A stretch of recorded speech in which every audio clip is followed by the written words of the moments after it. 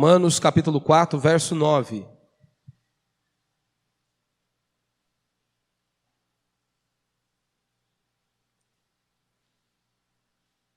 Eu vou ler aqui o capítulo 4, do versículo 9 até o versículo 12. Romanos capítulo 4, versículo 9 ao versículo 12. Diz assim: essa bem-aventurança é somente para os da circuncisão ou também para os da incircuncisão? Pois dizemos que, no caso de Abraão, a fé lhe foi atribuída como justiça. Como que lhe foi atribuída? Quando ele foi circuncidado ou quando era incircunciso? Não quando foi circuncidado, mas quando ainda era incircunciso. Fica tranquilo que eu vou explicar isso aqui tudinho, tá?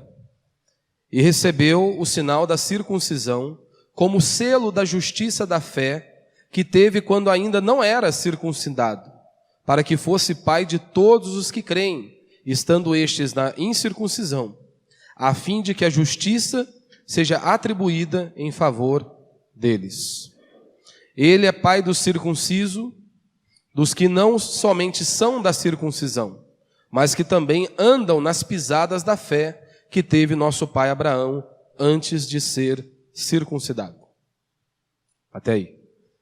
Vamos só relembrar um pouquinho aqui da carta de Paulo aos Romanos, porque eu dei uma pausa aqui alguns dias, então pode ser que você perdeu aí o foco. Eu preguei, a última pregação minha foi do capítulo 4, do verso 1 ao verso 8. Só para a gente lembrar, temos estudado aqui a epístola de Paulo aos Romanos. É uma carta que Paulo envia à igreja que está ali em Roma. Paulo não conseguiu ir até aqueles irmãos, então por isso Paulo escreveu a carta para que fosse lida na igreja, e obviamente uma grande parte da igreja era constituída por judeus.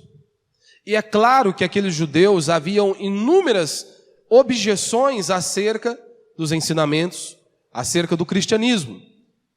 E quando você olha para a Escritura, grande parte das epístolas ou das cartas são realmente escritas para combater os falsos profetas, para combater as heresias, os falsos ensinamentos. E Paulo está escrevendo também para orientar a igreja, justamente para tentar desmontar todas as objeções possíveis que seriam levantadas quando lessem a carta na igreja.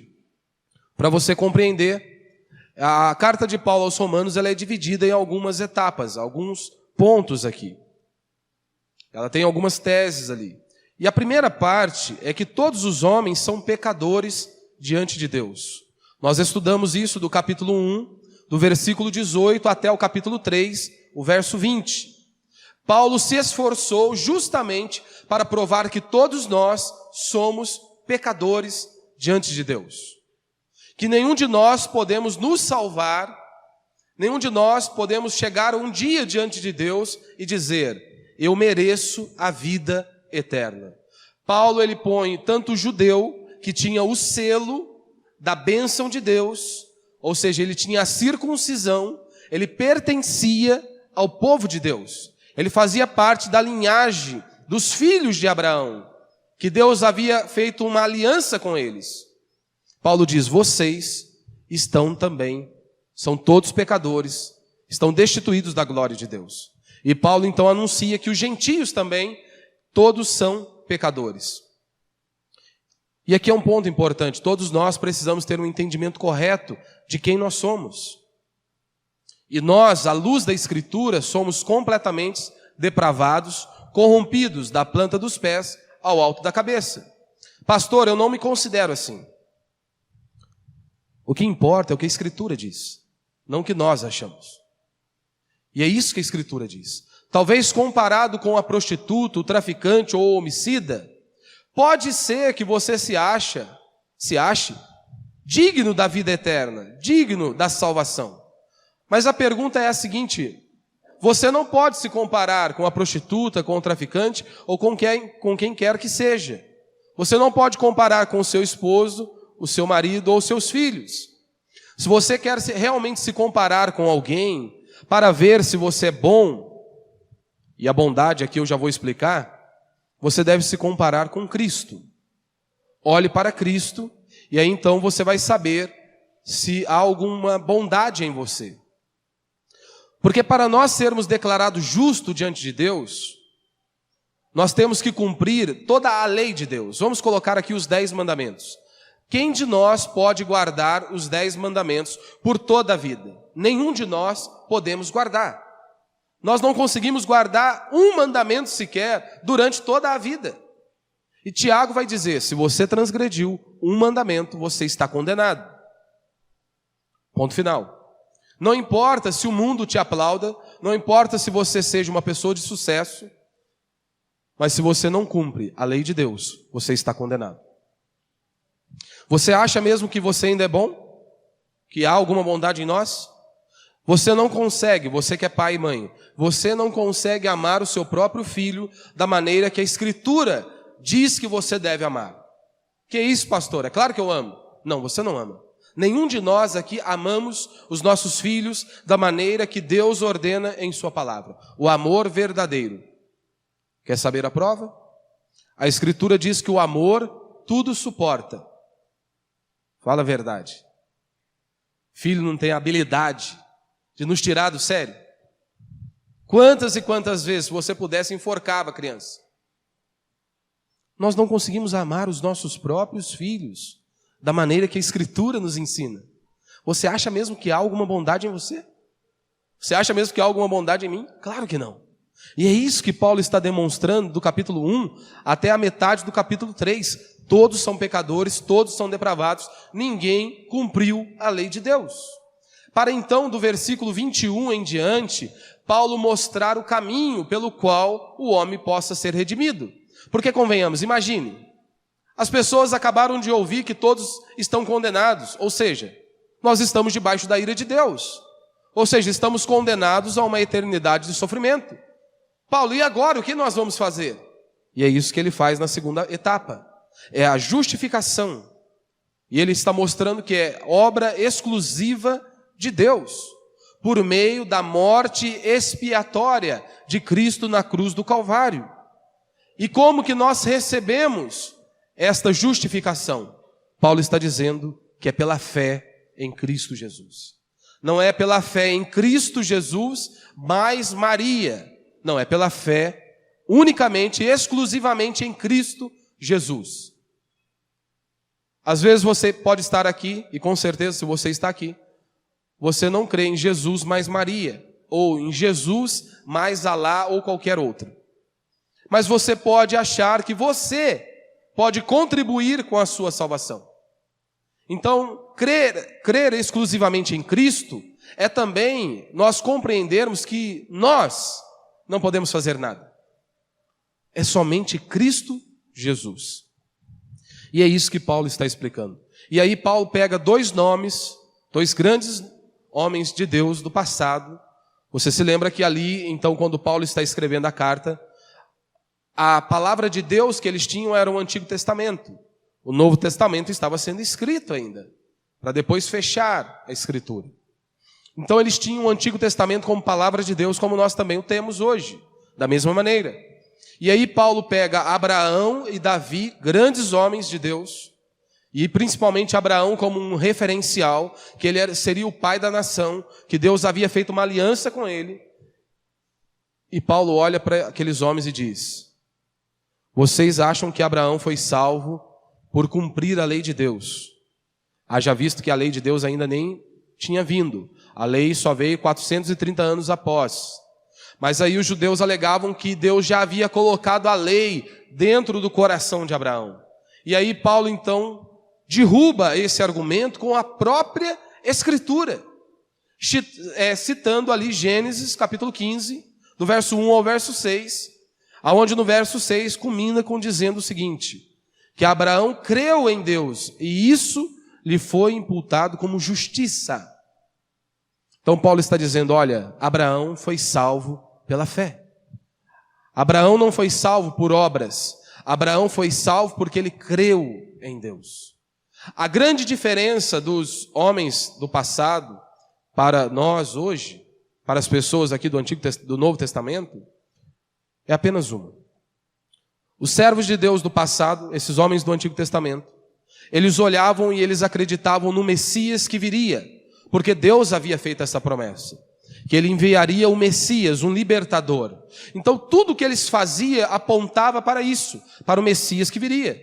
Sejam as ofertas, os sacrifícios, tudo era voltado com base nisso, que um dia Deus enviará um libertador, e tudo isso que nós fazemos é porque nós cremos em Deus. Hoje nós olhamos para trás, e há 2000 anos o Messias já veio, o Cristo já veio. Então nós olhamos para trás e reafirmamos a nossa fé. O Messias, o libertador do povo de Deus, verteu o seu sangue na cruz do Calvário. Como disse João, eis o Cordeiro de Deus, que tira o pecado do mundo. Ele realmente é o Cordeiro de Deus, que é Cristo Jesus. E é exatamente isso que o apóstolo Paulo está fazendo.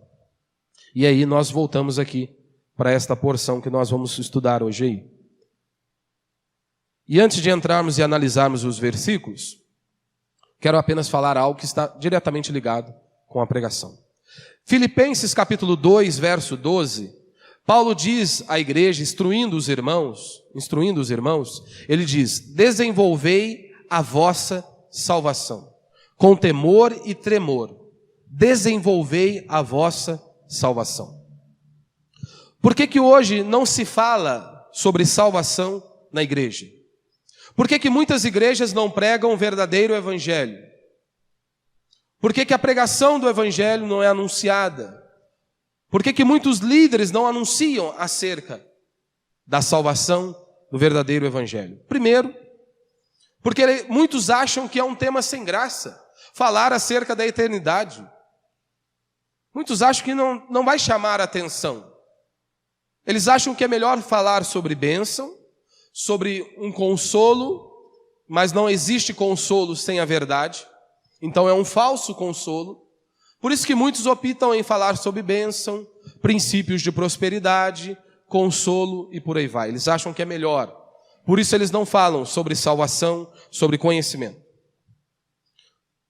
Um outro engano. Por que muitos não pregam o verdadeiro evangelho e não falam sobre a salvação? Porque eles acham que todos que estão ali ouvindo são salvos. Este é o grande problema. Os pastores acham que todos que estão dentro do prédio da igreja, todos eles são salvos. E não são. Eu gostaria de poder reafirmar que todos vocês que estão aqui hoje, me ouvindo, são salvos. Mas eu não posso reafirmar isso. Eu não posso afirmar com propriedade que todos vocês que estão aqui nasceram de novo. Queria poder dizer isso. Mas muitas pessoas já se acostumaram, até criar um vocabulário gospel, mas não nasceram de novo. O Espírito de Deus não habita nelas. Ou seja, não se arrependeram dos seus pecados. Elas podem até ter um vocabulário gospel, aprenderam algumas palavras gospel, mas estão indo rumo ao inferno, mesmo frequentando um local de culto. Então não preciso vir ao culto, pastor? Claro que não. Todo aquele que nasceu de novo, que o Espírito Santo habita dentro dele, ele vai obedecer o que a palavra de Deus diz. Não deixai de congregar. Ou seja, juntos nós celebramos ao Senhor. Então este é o segundo motivo. Eles acham que todos que estão ali nasceram de novo. E não é uma verdade. E terceiro, eles pensam porque ouviram uma vez na vida falarem sobre salvação, já é o suficiente. Eles não precisam mais ouvir o evangelho. Como disse Paul Washer, as pessoas acham que o evangelho é uma mensagem introdutória do cristianismo.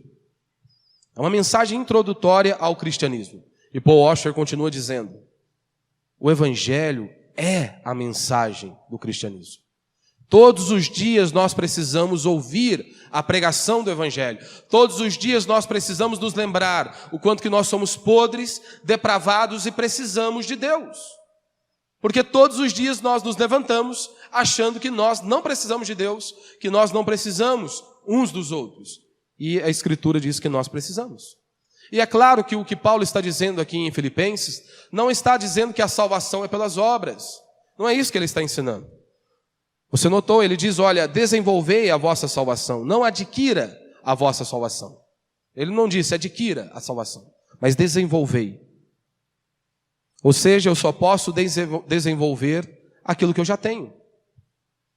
Nós já fomos salvos por Cristo Jesus. Agora nós temos que crescer na salvação. Nós temos que crescer no conhecimento da palavra de Deus. Nós temos que crescer no entendimento e na prática desta palavra. Ouvimos, aprendemos e aplicamos, desenvolvemos na prática isso.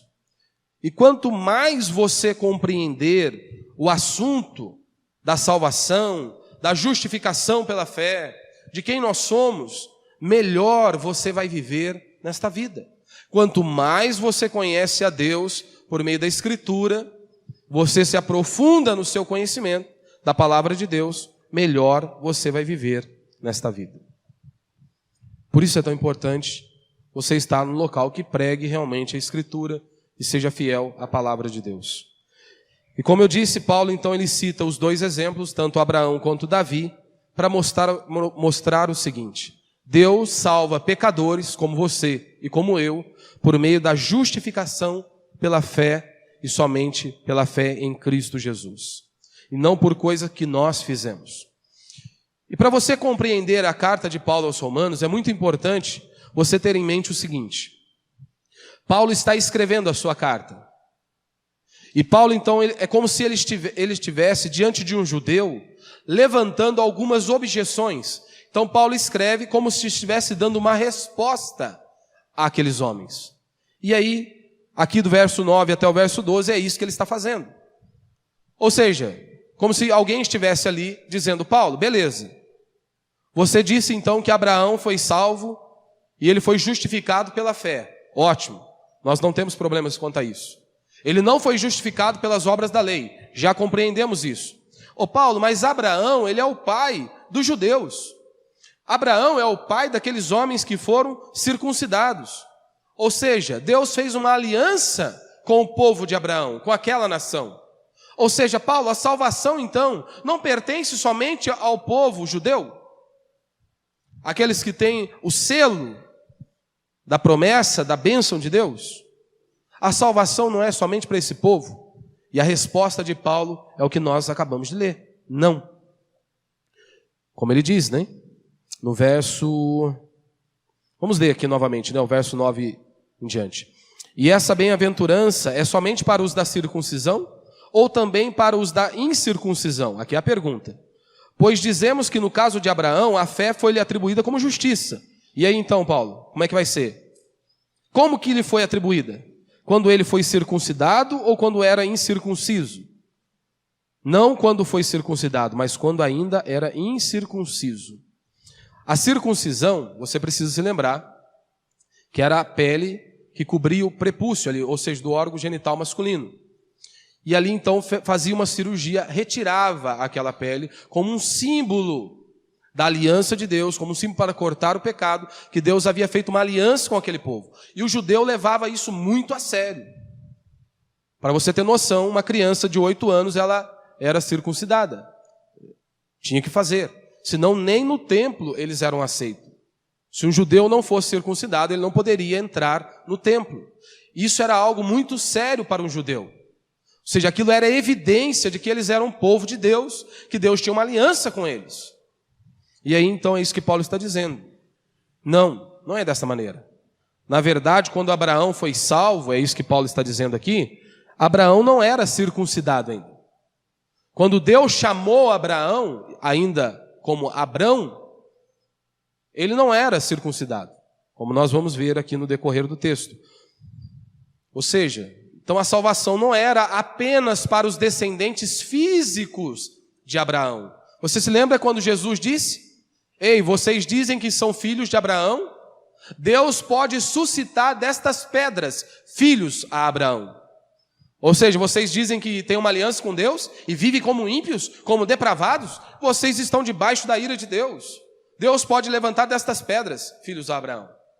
E é isso que Paulo está provando. Olha, a salvação não é apenas para este povo judeu, que tem uma ligação física com Abraão. Então a história começa ali em Gênesis capítulo 15, nós vemos isso. Que Deus disse a Abraão: Abraão creu e isso lhe foi imputado como justiça. Abraão creu em Deus e isso lhe foi imputado como justiça. E logo após isso, Abraão foi circuncidado. Ou seja, ele recebe um selo, uma marca. Então a circuncisão era uma marca distintiva de todos os judeus, que fazia realmente ali uma separação. Para os judeus era algo muito forte esta questão da circuncisão. Era a evidência da salvação e da marca do povo de Deus. E os judeus eles levavam tão a sério que eles nem comiam com os gentios. Quando eles compravam algo, eles faziam todo um ritual de purificação. Não era nem por questão de higiene, era questão espiritual. Eles faziam todo um trabalho ali justamente para purificar. E aí então Paulo ele vai dar a sequência dos fatos para corroborar por meio da escritura o que ele estava dizendo. Olha, o que eu estou falando para vocês é o que está na Bíblia, é o que está na palavra de Deus, é o que vocês têm em mãos. Então preste atenção nos fatos. E aí então Paulo cita, olha, Gênesis capítulo 12, que é isso que ele está dizendo aqui, olha, Abraão quando foi chamado por Deus, ele ainda não era circuncidado. E aí eles tinham domínio do Antigo Testamento. E então vamos para a história, vamos para a Bíblia. Gênesis capítulo 2, Deus chama Abraão. Até então, Abrão. No capítulo 15, Deus reafirma a sua aliança com Abraão. Deus reafirma a sua aliança. E diz que Abraão creu em Deus e isso lhe foi atribuído como justiça. Gênesis capítulo 17, 14 anos depois, nós lemos ali na sequência, mas foram 14 anos para chegar nesse determinado ponto. Foi aí então que Abraão recebe o selo da sua fé, ou seja, a circuncisão. Aí Deus muda o nome de Abrão, de pai exaltado, para Abraão, pai de multidões. Então foram longos anos. Mas quando Deus selou a salvação e diz que Abraão creu em Deus e foi-lhe atribuído, imputado como justiça, Abraão ainda não havia sido circuncidado. Ou seja, ele não tinha recebido nenhum selo. Por que eu disse tudo isso? Para reafirmar o seguinte: Paulo estava tentando desmontar a ideia de que Abraão tinha feito alguma coisa para ser salvo. Era isso que Paulo estava mostrando. Abraão não fez nada para ser salvo, ele creu em Deus, ele confiou em Deus. E Paulo já tinha anunciado que tanto o judeu quanto o gentio estavam perdidos e todos dependiam da graça de Deus. E aqui nós temos um ponto muito importante. Tanto no Antigo Testamento quanto no Novo Testamento, todos foram salvos pela fé. Sim, todos foram salvos pela fé. Nós vemos as pessoas dizendo que do Antigo Testamento foram salvos pela lei. Ninguém pode ser salvo pela lei. Ninguém pode oferecer nada a Deus. Abraão diz que Abraão, o pai das multidões, foi justificado porque ele creu em Deus. Creu em Deus. A grande diferença é que os nossos irmãos do passado, eles olhavam para frente, esperando o Messias. Nós olhamos para trás e o Messias já veio. Mas todos nós somos salvos pela graça, pela fé, pela misericórdia de Deus. Somos salvos pela graça, por aquilo que Cristo fez na cruz do Calvário. O selo era a circuncisão. No Antigo Testamento, aquilo que definia quem era povo de Deus ou não, uma das marcas era a circuncisão. No Novo Testamento nós não temos a circuncisão. Nós seguimos o ritual, a ordenança que Cristo nos deixou. Qual foi? O batismo. Não foi isso que Cristo instituiu a sua igreja? Todos aqueles que creem em Cristo, que professam a fé em Cristo, um dos primeiros passos é se batizar. Por quê? Porque Cristo ordenou. No Antigo Testamento, você tinha a circuncisão. Para nós, hoje, no Novo Testamento, equivale ao batismo. É equivalente à circuncisão. Só que há uma diferença ainda, né? O batismo no Novo Testamento, ele vai um pouquinho além, porque se inclui as mulheres também. Coisa que a circuncisão era restrita ali apenas aos homens. Da mesma maneira que a circuncisão no Antigo Testamento não garantia a salvação, o batismo no Novo Testamento também não garante a salvação, e eu já vou explicar isso um pouco mais adiante. É um selo externo, um símbolo, mas são símbolos da graça de Deus e da aliança ali de Deus com o seu povo. Então, primeiro princípio aqui, o batismo não salva.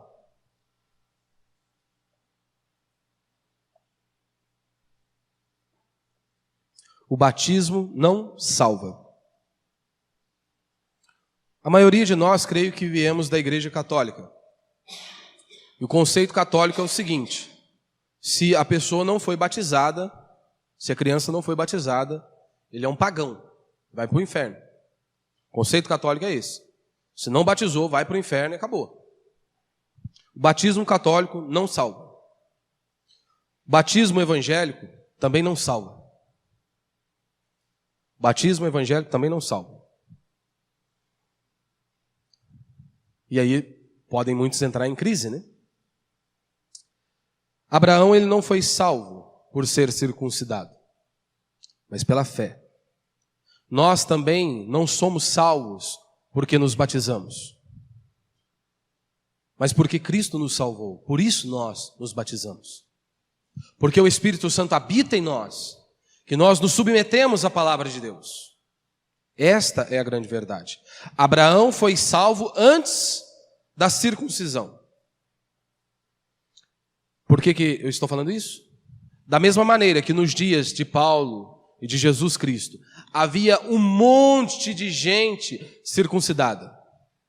Havia um monte de gente, mas todos condenados. Como o exemplo que eu acabei de dizer, Jesus olha para aqueles homens e diz: olha, se Deus quiser, Ele pode suscitar destas pedras filhos a Abraão. Vocês batem no peito e dizem que nós somos o povo de Deus, que nós pertencemos a Deus, que nós fazemos parte da linhagem de Abraão. Mas vocês vivem como ímpios, vocês estão perdidos, vocês estão condenados. Esta é a grande verdade. Isso tem tudo a ver conosco hoje. Quantas pessoas batizadas dentro de prédio de igreja foram batizadas, aprenderam um vocabulário gospel, e se não se arrependerem dos seus pecados, estão indo rumo ao inferno. Esta é a verdade. Foram batizados, cumpriram um ritual, mas vivem como ímpios, perdidos, longe de Deus, longe de sua palavra. E é isso que a Escritura diz: estão condenados. Estão condenados. E é claro que todo aquele que é nascido de novo, que o Espírito Santo habita dentro, é claro que ele vai se batizar, que é um dos primeiros passos da fé cristã. Ele vai obedecer a palavra de Deus. Ele vai obedecer a palavra de Deus. Segundo, a minha bondade não salva também. A nossa bondade não salva. Não foi a lei que salvou Abraão. É o que Paulo está dizendo. Quando Deus prometeu dar Canaã a Abraão, a terra prometida a Abraão, ainda não tinha lei. Como eu disse, a lei vem 430 anos depois. Então não foi isso que salvou. A lei está aqui justamente para mostrar que nós não podemos nos salvar. A lei está ali escancarada para que eu e você olhemos para ela e dizemos: é impossível eu fazer isso. É impossível eu cumprir isso. Ou seja, nada que eu faça, se é com base no que eu faço, por que Cristo veio e morreu em nosso lugar? Se nós poderíamos nos salvar, se a salvação dependesse de mim, de você, por que Cristo veio então morrer em nosso lugar? Ora, é algo totalmente contraditório. Se nós pudéssemos nos salvar, Cristo não precisaria ter vindo até nós. Mas muitos que se dizem cristãos, eles acham que Jesus veio para mostrar o caminho da salvação. Não. Jesus não veio para mostrar o caminho para que nós pudéssemos ser salvos. Cristo, ele veio para nos salvar. Ele veio para nos salvar, porque nós não poderíamos subir até Deus. Por isso que ele enviou o seu Filho, para nos resgatar. E isso é algo muito sutil. Quantas pessoas querem acrescentar alguma coisa à salvação? Jesus mais algo. Seja Jesus mais Maria, Jesus mais Alá, ou Jesus mais eu. Eu tenho que contribuir aqui para a minha salvação. A sua moralidade, a sua santidade não contribui para a vida eterna, para a salvação. Não se escandalize, eu já vou explicar. Nós somos salvos pela fé em Cristo Jesus, unicamente e exclusivamente por isso. Mas todo aquele que foi lavado pelo sangue do Cordeiro, todo aquele que o Espírito de Deus habita dentro dele, é claro que ele vai ter um padrão de moralidade, é claro que ele vai andar em santidade, ele vai andar de modo que glorifique a Deus. Como um dia um pastor me disse, eu não acredito neste negócio de predestinação. O cara pode estar lá na baderna, curtindo lá com inúmeras mulheres, e ele vai dizer, eu fui predestinado para a vida eterna. A resposta que eu dei para ele foi uma apenas. Um camarada que fala isso, que ele está lá, na vida louca, curtindo com mulheres, e ele tem a coragem de abrir a boca dele para dizer que ele foi predestinado para a vida eterna, um camarada desse nunca nasceu de novo. Um camarada desse não conheceu a Deus, porque é isso que a Escritura diz. Um camarada desse, se ele não se arrepender dos seus pecados, ele está indo para o inferno. É isso que a palavra de Deus nos ensina. Se não houver arrependimento, ele está indo rumo ao inferno. Por que eu sei disso? Ora, Jesus falou, aquele que me ama guarda os meus mandamentos. O salmista diz, tu nos deste os teus mandamentos para quê? Para que os cumpramos à risca. Então é claro, meu irmão, que todo aquele que nasceu de novo, se o Espírito Santo habita em você, você vai se submeter à palavra de Deus. Você vai caminhar na palavra de Deus. Não estou dizendo que você não vai pecar, que você não vai errar. Mas você chora diante de Deus, se prostra diante de Deus, clama ao Senhor e recebe o perdão de Deus e continua. Então um camarada que está numa vida louca e diz que foi predestinado, você tem que fingir que nem escuta. Melhor, fingir não. Você deve orientá-lo, dizer, olha, se você não se arrepender, você está condenado. Essa é a verdade. Se você não se arrepender, você está condenado. Você está equivocado quanto a isso. E nós precisávamos de Cristo. Cristo foi ele que cumpriu toda a lei de Deus. Você se lembra? Nós não cumprimos a lei de Deus. Eu dei o exemplo dos filhos, que nós não conseguimos amar os nossos próprios filhos. Isso está claro. Os discípulos olharam para Cristo e disseram que andaram com ele, não viram nele nenhum pecado. Nenhum dia Cristo olhou para uma mulher com um olhar impuro. Nenhum dia ele falou uma palavrinha atravessada para alguém. Ele cumpriu a exigência de Deus Pai. Ele tinha que ser perfeito. E a ira de Deus precisava ser descarregada sobre alguém assim, que cumpriu todos os mandamentos. E Cristo cumpriu. Então lá na cruz, cuspido, humilhado, açoitado, no meu lugar e no seu lugar, por meio dele que nós recebemos a vida eterna. Porque ele pagou um preço. A ira de Deus foi descarregada sobre ele. Então por isso que é pela fé somente nele. Porque ele foi o único que pagou o preço. E é por meio dele que nós podemos ser salvos. Somente por meio dele.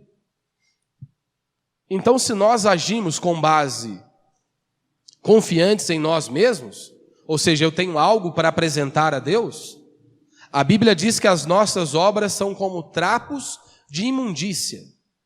Nós não temos nada para oferecer a Deus. Então se eu começo a agir confiante em mim mesmo, eu vou anular o agir de Deus. Você se lembra lá de Elias? Elias monta o altar. E o que ele faz?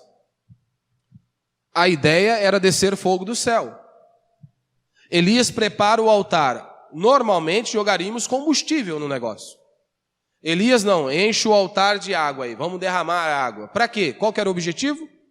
Para que quando o fogo viesse do céu, as pessoas pudessem compreender, realmente isso aqui é Deus. É o poder de Deus. Ou seja, não tem nada humano nesse negócio aqui. Foi Deus quem fez e ponto final. Você se lembra quando Jacó venceu a batalha? Como que Jacó venceu a batalha com o anjo? Diz o texto que é chorando, pedindo mercê. Quem que vence uma batalha desse jeito? Chorando. O que o apóstolo Paulo diz? Quando sou fraco, então é que sou forte. A lei está aqui justamente para mostrar isso. Nós não podemos. Nós não podemos. A lei vai suscitar ali a ira de Deus. Por quê? Se os mandamentos estão ali e você transgrediu os mandamentos de Deus, a ira de Deus precisa ser descarregada. Se eu quebrei o mandamento de Deus, eu pequei contra um Deus que é santo. Esse é o problema das pessoas. Eles não conseguem, eles acham que Deus é como nós. Deus é santo, santo e santo, diz a Escritura. Ele é santo e nós pecamos contra este Deus. Ou seja, nós transgredimos os mandamentos dele. E a lei está aí para mostrar isso. Olha, você quebrou o mandamento de Deus. Se você quebrou, a ira dele será descarregada sobre você. A lei está aí para justamente provar para mim e para você. Nós não podemos. A lei veio para mostrar que nós não conseguimos cumprir os mandamentos de Deus. Ou seja, a lei veio para provar que eu e você somos pecadores. É para isso que a lei de Deus está aqui. Para mostrar que todos nós somos depravados. E a fé vai garantir a salvação. A fé garante a salvação. Verso 16, Paulo vai dizer, né? Por essa razão, a promessa procede da fé, para que seja segundo a graça, a fim de que a promessa seja confirmada a toda a descendência, não somente os que são da lei, mas também os que são da fé que Abraão teve. Ele é o pai de todos nós. A fé garante isso. Você se lembra lá de Filipenses 1:6, que diz, aquele que começou a boa obra em nós, há de completá-la até a volta de Cristo. Ele começou, ele vai completar. O que nós temos que fazer é nos prostrarmos diante dele, clamarmos a ele, porque nós precisamos dele. É ele que vai fazer. Romanos capítulo 8, verso 1, Paulo vai dizer, portanto, agora já não há condenação alguma para os que estão em Cristo Jesus. Ou seja, não há condenação alguma para aqueles que estão em Cristo Jesus. João capítulo 10, verso 28, Jesus disse, dou-lhes a vida eterna e jamais perecerão, e ninguém as arrancará da minha mão. Eu lhes dou a vida eterna. Por que que algumas pessoas creem que perdem a salvação? Por que que alguns creem, então, que eles perdem a salvação? Interessante, se você notou aqui no verso 16, que ele diz, né? Diz o seguinte, e essa é a razão porque provém da fé, para que seja segundo a graça, a fim de que seja firme a promessa para toda a descendência, não somente ao que está no regime da lei, mas também o que é da fé que teve Abraão, porque Abraão é pai de todos, a fim de que seja firme a promessa. Então, por que que algumas pessoas acreditam que perdem a salvação? O que não é firme é algo que é abalável, é abalado, pode ser abalado. Algumas pessoas perguntam, pastor, eu posso perder a salvação? Aí eu respondo com outra pergunta. Mas quem te salvou? A pergunta deve ser essa. Depende de quem te salvou. Ontem eu estava salvo, mas hoje, acordei, mulher já brigou comigo, já quebrei o pau em casa, fui para o trabalho, o patrão estava o cão hoje, hoje o negócio está feio. Se Jesus voltar hoje, eu estou perdido, estou para o inferno. Sabe o que você está dizendo? Sabe o que eles estão dizendo? Ontem eu fui salvo, mas eu tive uma parcelinha ali da minha salvação. Hoje, se Jesus voltar, chutei o balde, briguei com a mulher, briguei lá no trabalho, perdi a salvação. Ou seja, ele é salvo porque há uma parcela dele ali na salvação. Há uma contribuição dele ali para ser salvo. É isso que eles estão dizendo. Eles olham para eles mesmos. Meu irmão, louvado seja Deus que a vida eterna depende daquilo que Cristo fez na cruz do Calvário. Senão todos nós aqui estaríamos perdidos. Todos nós estaríamos condenados, se dependesse de nós. Louvado seja Deus, porque é pela fé em Cristo Jesus, com base nos méritos de Cristo Jesus, porque se dependesse de nós, nós estaríamos perdidos. Estaríamos perdidos. Então, se a pessoa te perguntar, eu posso perder a salvação? Você pergunta a ela, quem te salvou? Se você crê em Cristo, se foi Cristo que te salvou, você não perde. Agora, se foi outra pessoa ou depende de você, com certeza você pode perder. Por isso não se perde a salvação, visto que quem nos sustenta é Cristo. Por que eu tenho certeza que eu vou estar com Ele na vida eterna? Porque eu sou bom? Porque há alguma bondade em mim? Não, é claro que não, porque Deus é bom, porque Deus é misericordioso e Deus me separou. Da mesma maneira é com você. Porque eu sei que eu vou perseverar até o fim, porque Ele garantiu. É somente isso que eu tenho que fazer, é depender dEle, é me prostrar diante dEle e confiar nele, porque é Ele que vai me sustentar. E ponto final. É isso que nós temos que fazer. Acreditarmos e confiarmos nele. Para a gente encerrar, a salvação é pela graça, mas às vezes nós achamos que lá no fundo, nós somos merecedores da vida eterna. Nós não somos. Você não é, eu não sou. Nós não somos merecedores da vida eterna. Nós não precisamos fazer algo. Como eu disse, a santidade, a moralidade, não é isso que vai contribuir para a vida eterna. São resultados. Porque se Deus te separou, são evidências. Se Deus te separou, se o Espírito Santo habita em você, é claro que você vai ter um padrão de moralidade, de santidade, e vai querer viver para a glória de Deus. Isso é normal. Nós temos que nos desvencilhar destas coisas, do nosso orgulho, da nossa arrogância, porque as pessoas acham difícil demais. Como assim? De graça? Só aquilo que Cristo fez na cruz do Calvário? Eles acham que é só. Ou seja, nós temos que acrescentar alguma coisa. Não, eu tenho que fazer alguma coisa. Como é que eu vou falar para o pessoal lá? Aqui só, vou estar com Cristo porque Cristo fez aquilo na cruz do Calvário e a minha parte não entra, não? Não, não entra. Nós cremos naquilo que Cristo fez na cruz do Calvário. Pastor, então, e aí? E o batismo? Precisa batizar ou não precisa batizar? Claro que precisa. Nós vemos aí a importância. O que salvou Abraão foi a fé. Mas Deus lhe deu um sinal, um símbolo, algo externo, que no caso ali era a circuncisão. Para nós hoje é o batismo. É um sinal externo. Então, se você realmente se arrependeu dos seus pecados, o Espírito Santo habita em você, isso é o primeiro passo que você vai dar.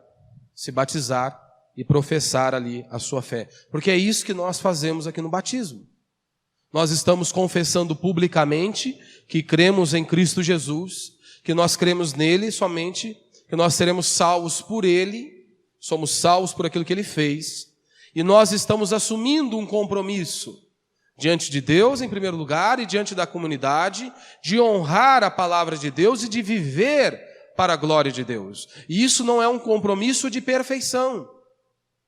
Batismo é arrependimento de pecado, você precisa se lembrar disso. Não é batismo para perfeição, é batismo de arrependimento de pecado.